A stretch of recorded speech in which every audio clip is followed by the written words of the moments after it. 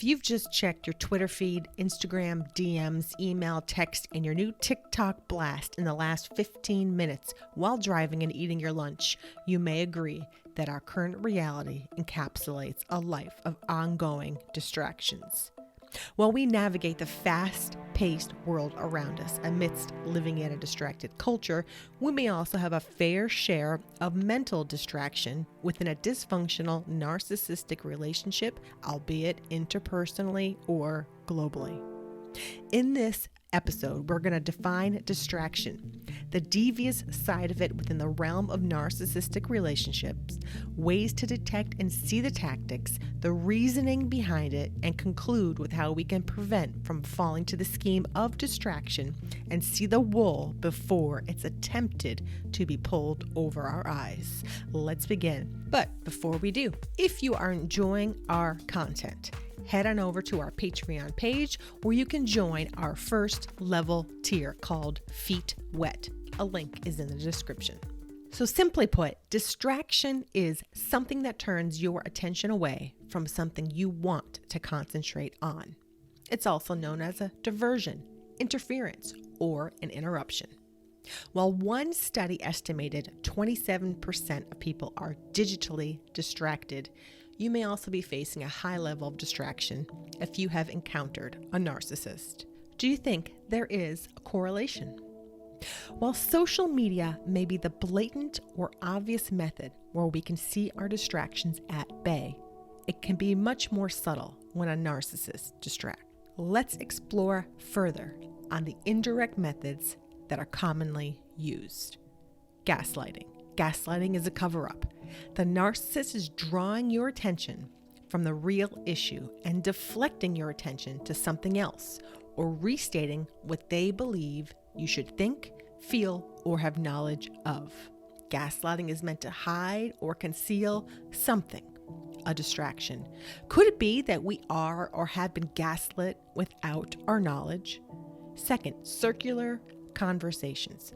Have you ever been in a conversation where questions are either not responded to or the answer has nothing to do with the question? It's been side-railed, or the topic just goes round and round with no resolution. A narcissist will create circular conversations which have no end in sight as a method to distract you. What are they hiding? Is there something they do not want you to know? Why are the conversations getting derailed over and over again? Blame shifting. Chronically, a narcissist will shift blame from them to you. They fail to take responsibility for actions, words spoken, promises made, etc., as they try to reposition the blame without you noticing. Have you seen this tactic play out? Next, narcissistic rage. When an individual responds with narcissistic rage, not only are they trying to control the response and reaction from others, but they are causing a major distraction from the issue, whatever it is, by having an episode of rage. When a narcissist is in full rage, they have terrified their victims. Many move into deep fear, and whatever was discussed prior has been squandered, and the focus has shifted to survive the rage incident. The mission of distraction has been accomplished. The narcissist has deliberately engaged in a planned rage moment to distract from whatever they do not want to face and to further condition their victim into responding in a certain manner. They're using immense fear as the tactic of distraction. Next, deception. Deception is the ultimate hidden distraction. The layers of deception can run deep, and it's often difficult to get to the bottom of things and gain clear insight, which is the whole purpose of distraction. Do you think there is more deception today than in years past? What do you think is driving this? Next, entertainment to create distraction.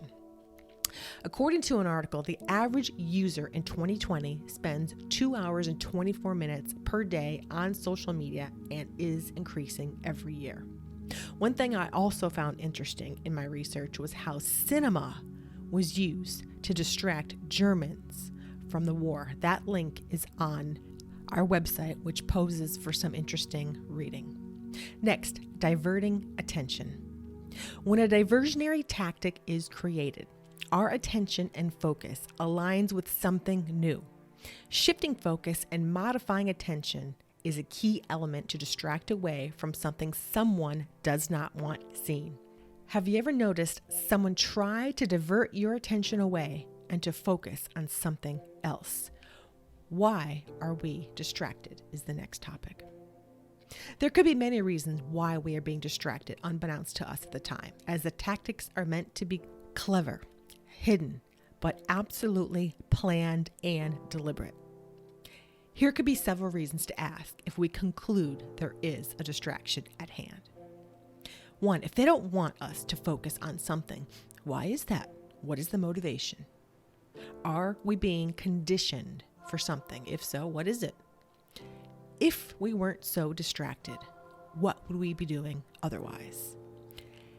If we are being lied to and deceived, what is it they don't want us knowing about?